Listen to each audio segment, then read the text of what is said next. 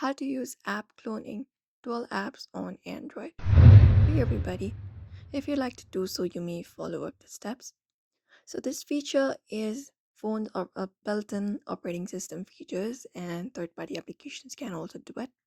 So what you may do is head over the settings first and from there scroll to the given options and look out for advanced features or something related to apps, those kind of options on your settings.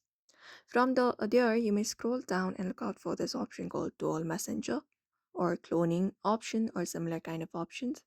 And once you find it, you will be finding this particular section with all the available apps which can clone themselves.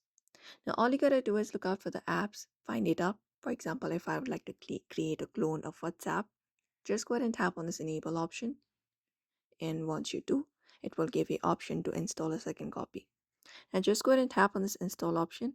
And once it is installed, you can just close your settings and you will be finding the application dual app of the same application available on your Android device screen. And that's it.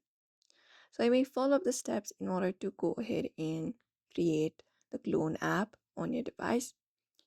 So I hope this video was helpful to you. Give it a thumbs up and subscribe for more tips and tutorials, and we'll be seeing you in another video.